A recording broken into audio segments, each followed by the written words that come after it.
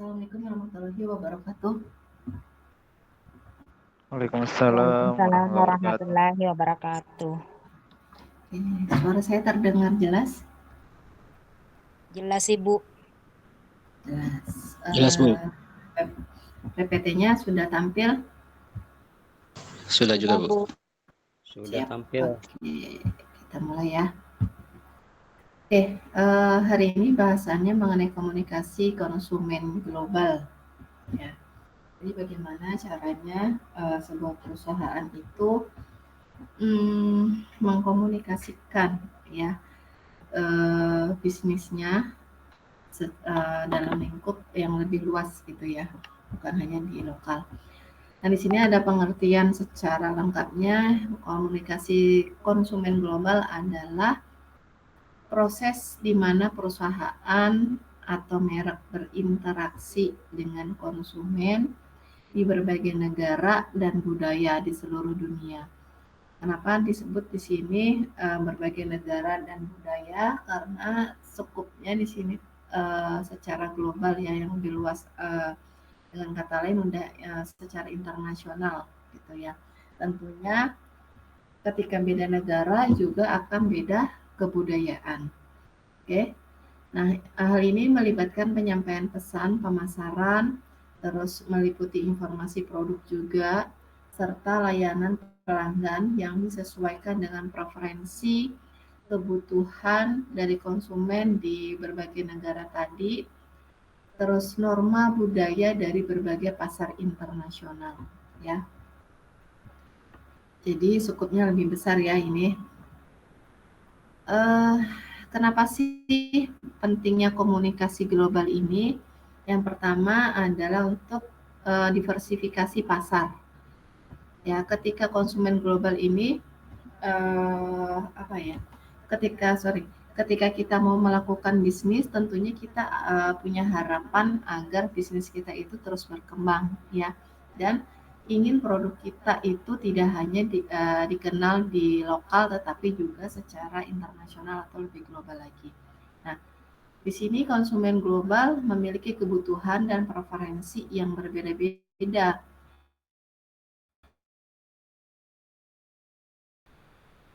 Hal ini maka akan membantu layanan mereka ya.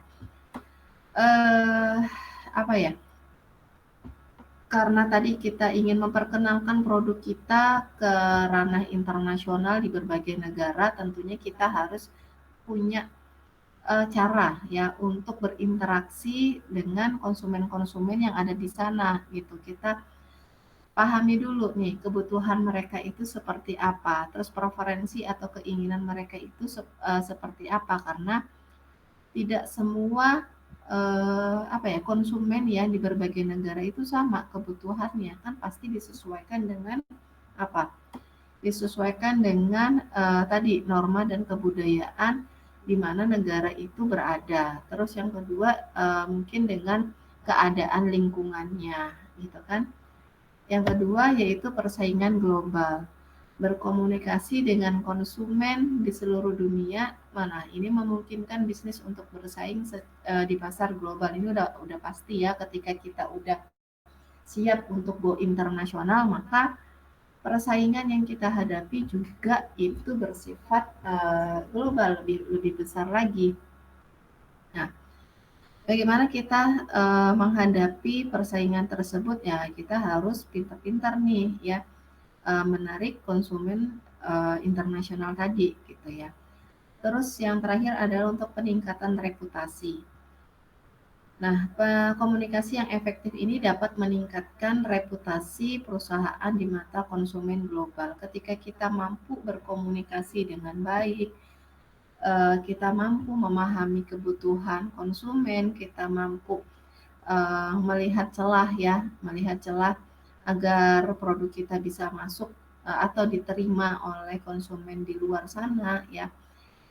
Pada saat itulah nanti produk kita juga akan dikenal oleh konsumen global. Dengan dikenalnya produk kita, maka akan menghasilkan keuntungan kan bagi perusahaan. Nah, mulai dah tuh dipandang bahwa produk kita ini punya reputasi tersendiri di pasar global.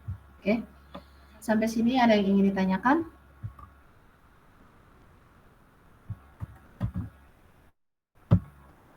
Halo?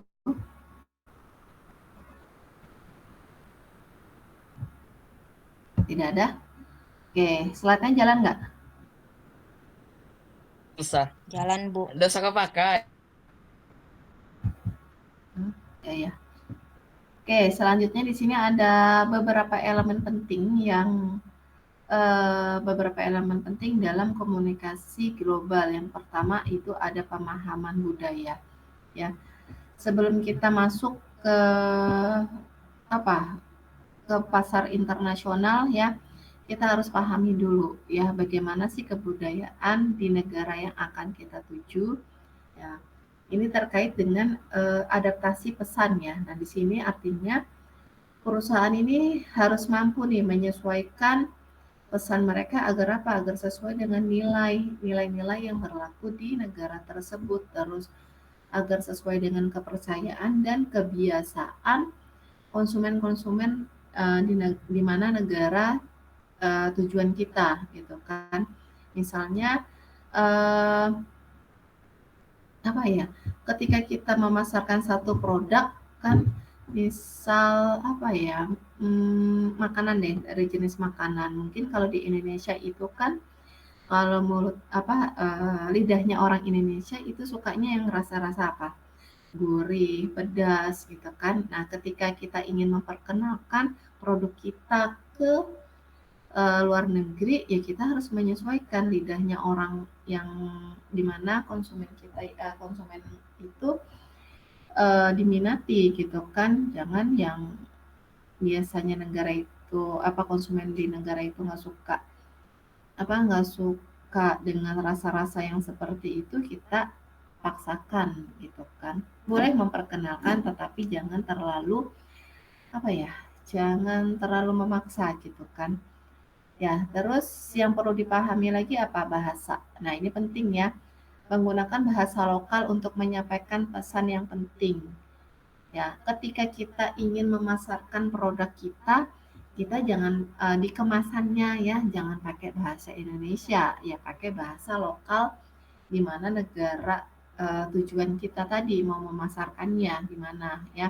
Nanti orang di sana nggak ngerti ini makanan apa gitu kan. Terkadang terus di situ ada ada keterangan bahan-bahannya kan, bahan-bahannya terbuat dari apa aja. Nah, itu juga harus diterjemahkan ke dalam bahasa lokal. Dan satu lagi yang penting adalah kita harus tahu nih tadi ya kebudayaan mereka. Jangan terkadang yang menurut kita di Indonesia itu bahasa itu tuh sopan gitu kan. Tetapi bagi orang sana itu misalkan sebaliknya gitu ya, tidak patut katakan gitu atau tertera di mana tertera di kemasan produk ya. Begitu juga sebaliknya ketika misalkan ada produk luar negeri ketika ingin masuk ke Indonesia, ya kan mereka juga kan menyesuaikan dengan kebudayaan orang Indonesia, ya kan. Bahasa dari kemasannya ditranslate ke bahasa Indonesia. Dan yang paling penting karena di Indonesia itu adalah mayoritasnya Muslim, maka harus menyertakan produk halal, ya kan, harus lulus dari produk halal gitu, ya kan. Oke, terus yang kedua itu ada saluran komunikasi. Saluran komunikasi di sini itu biasanya terdiri ada media tradisional maupun media digital ya. Maksudnya ini adalah saluran komunikasi untuk memperkenalkan produk kita. Kalau yang tradisional misalnya dari apa? Ada TV, ya ada radio, ada media cetak, tapi kan sekarang udah mulai berkurang ya. Mungkin kalau televisi dan radio itu masih ada gitu kan. Terus media digital itu banyak ya kalau sekarang itu dari media digital Ini contohnya ada media sosial, baik itu Instagram, Facebook, terus Thread dan sebagainya, atau situs web gitu kan, dan lain-lainnya ya, banyak ya. Terus selanjutnya ada segmentasi pasar. Nah, di segmentasi pasar ini bisa terdiri atas demografi dan psikografis ya. Kalau demografi biasanya terdiri dari apa nih? Ada apa? Ada usia, jenis kelamin, pendapatan, pendidikan ya. Kita lihat dulu nih, pangsa pasar kita di pasaran global ini akan kita lempar ke usia yang berapa, terus jenis kelaminnya itu apa, terus pendapatannya ini tingkatnya berapa, tingkat pendapatannya itu berapa per bulannya gitu ya. Kalau psikografis ini biasanya meliputi gaya hidup, terus nilai-nilai ya, nilai-nilai sosial di sana gitu kan. Oke, selanjutnya ada apa? Ada yang keempat, penelitian pasar. Penelitian pasar ini biasanya meliputi apa? Sebelum kita lempar produk kita ke pasar, kita harus ngapain dulu nih? Melakukan apa? Survei kan, survei dan wawancara gitu kan. Survei dan wawancara ini meliputi apa? Mengumpulkan data langsung dari konsumen ya, untuk memahami bagaimana sih preferensi mereka dan perilaku mereka gitu kan. Terkadang ketika kita belanja di supermarket itu kan ada ya sales-sales ya yang mau minta waktu kita untuk ngobrol sebentar. Nah, itu tujuannya adalah untuk mengumpulkan data langsung dari konsumen. Oke. Setelah disurvei, diwawancara, terus tadi data-data yang terkumpul pasti harus diolah lagi, dianalisis nih, ya kan? Dianalisis lagi untuk dapat kesimpulan mengenai apa sih yang sebenarnya konsumen butuhkan, gitu kan? Terus untuk mengidentifikasi juga nih, ya, mengidentifikasi atas apa sih tren-tren yang ada, yang diinginkan oleh konsumen sekarang, terus polanya ini bagaimana gitu kan ya. Terus selanjutnya ada kepatuhan hukum dan etika nih. Udah pasti ya, karena ketika kita mau terjun ke pasar internasional, kita harus patuh terhadap hukum dan etika yang berlaku di sana gitu. Terus strategi pemasaran global. Nah, di sini strategi pemasaran global, kita harus menentukan nih sejauh mana sih pesan, menentukan dulu nih sejauh mana pesan pemasaran harus distandarisasi atau harus diseragamkan ya di seluruh dunia ketika kita udah mau masuk ke ranah internasional, atau pesan-pesan yang akan kita sampaikan, maksudnya dari produk kita itu nanti misalkan manfaatnya itu apa ya, itu kita harus bikin atau buat standarisasinya, terus kita adaptasi juga, disesuaikan dengan pasar lokal di mana negara tempat tujuan kita. Oke. Selanjutnya ada teknologi dan inovasi, itu udah paling penting ya.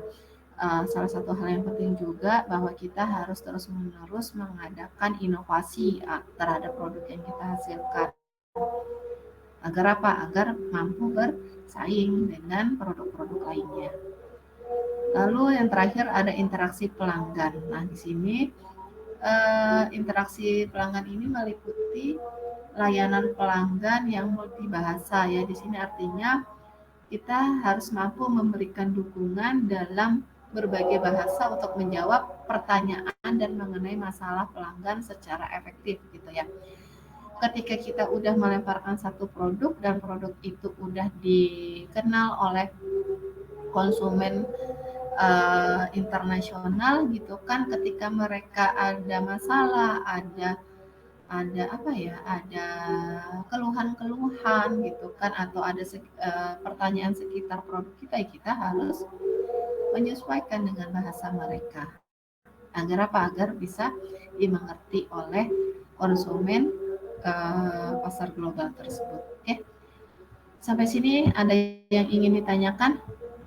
Sampai ke elemen penting dalam komunikasi konsumen global. Tidak ada? Nggak ada ya? Oke.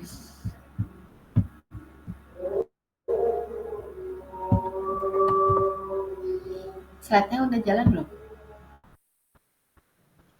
Sudah, Bu. Oke. Selanjutnya di sini ada implementasi strategi komunikasi global. Yang pertama adalah riset dan analisis pasar. Nah, ketika ingin maju ke ranah internasional, pastinya ada strategi-strategi dulu nih yang harus kita lakukan, gitu ya. Kita harus riset dan analisis pasar.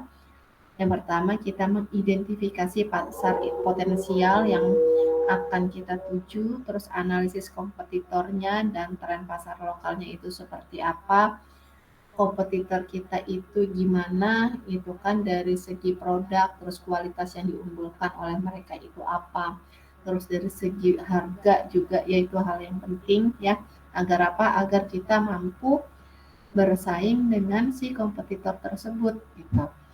Terus pengembangan pesan dan konten. Nah, di sini pembuatan pesan yang relevan dan menarik bagi berbagai segmen pasar dan menggunakan konten visual dan multimedia yang sesuai dengan budaya setempat gitu. Terkait dengan konten visual dan multimedia ini, ketika kita kan kita mau memperkenalkan produk kita ke ranah internasional ya, kita harus menyesuaikan budaya setempat.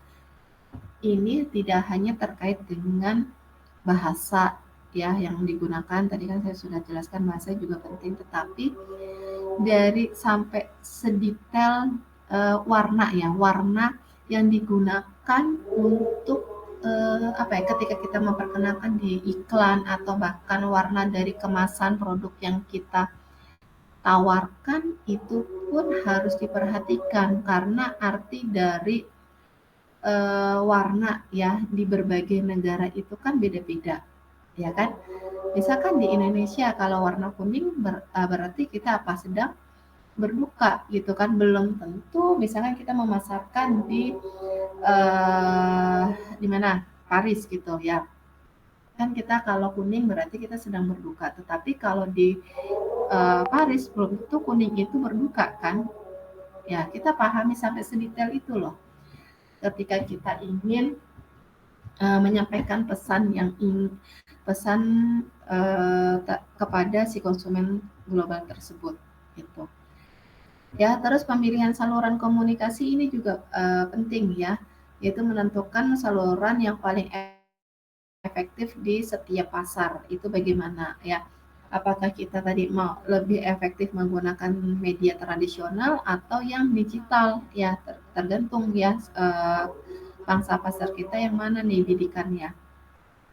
Terus mengoptimalkan kehadiran di media sosial baik secara lokal maupun global, karena di tahun 2024 ini semuanya udah serba digital ya. Nah,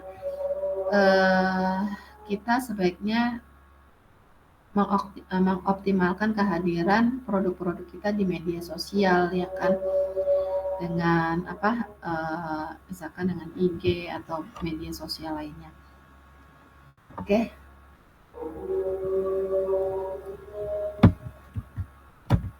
Selanjutnya pelatihan dan pengembangan tim. Ini juga penting ya, melatih tim pemasaran tentang sensitif budaya dan adaptasi pesan. Jadi ketika kita memilih sales bagian pemasaran ini, kita juga harus detail banget, harus jeli gitu ya, harus hati-hati. Harus kita pilih orang yang benar-benar paham ya, bisa mempelajari budaya dari berbagai negara gitu kan. Terus mengembangkan kemampuan multibahasa dan tim layanan pelanggan. Ini udah pasti ya, karena kita udah melangkah ke ranah internasional, kita pilih juga orang yang bisa berbagai bahasa internasional gitu ya. Terus evaluasi dan penyesuaian, yaitu caranya dengan memantau kinerja kampanye pemasaran serta mengumpulkan feedback dari konsumen dan melakukan penyesuaian berdasarkan data. Oke, ketika ada hal-hal yang dikomplain oleh konsumen, ya kita baru kita harus mengadakan perubahan atas produk yang kita hasilkan atau layanan yang kita tawarkan kepada konsumen tersebut. Oke. Oke, kita masuk ke tantangan dalam komunikasi konsumen global. Yang pertama ini tentunya dari segi budaya ya, karena ada perbedaan budaya antara negara yang satu dengan yang negara yang lain. Sudah saya jelaskan sebelumnya, kesulitan dalam memahami dan menyesuaikan diri dengan budaya yang berbeda ya. Karena ketika kita berada di negara lain ya, maka kita harus patuh dan harus menyesuaikan diri. Jangankan di negara lain ya, kita yang sama-sama di Indonesia aja, misalkan kita pindah tempat atau bertamu ke daerah lain, kita juga harus menyesuaikan adat istiadat atau budaya di mana kita berada ya kan. Terus yang kedua, bahasa. Oke, ini udah pasti ada ya, kesulitan dalam menyediakan layanan dalam berbagai bahasa. Terus regulasi dan kebijakan lokal, perbedaan regulasi dan kebijakan di berbagai negara yang dapat mempengaruhi komunikasi kita. Karena beda negara pasti beda kebijakan. Nggak semua kebijakan di berbagai negara itu sama. Misalkan kalau di Indonesia BPOM-nya ada standarisasi tertentu yang disesuaikan.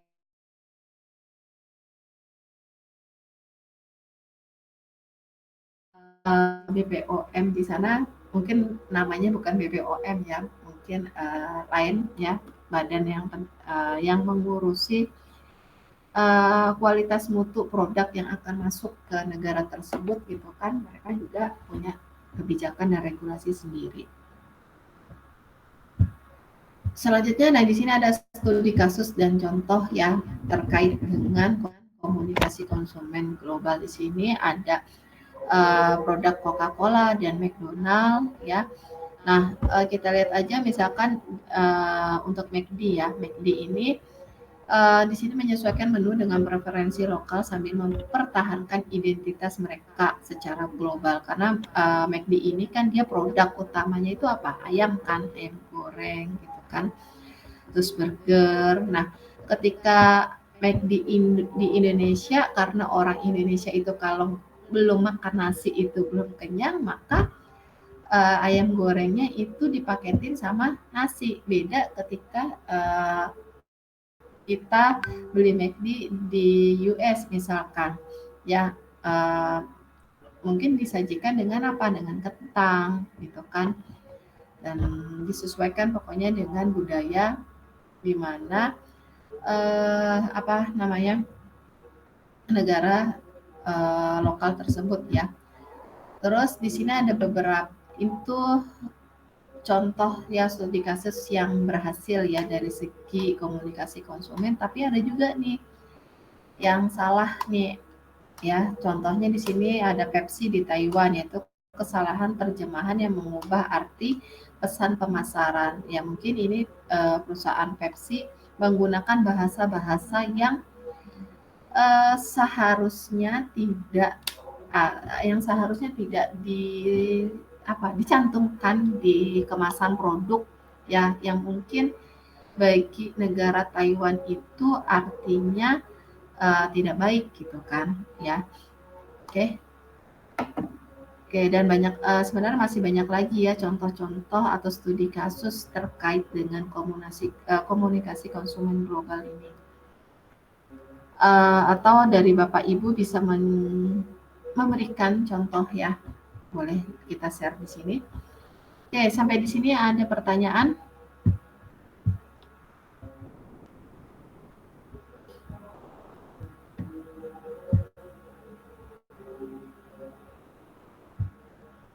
Halo?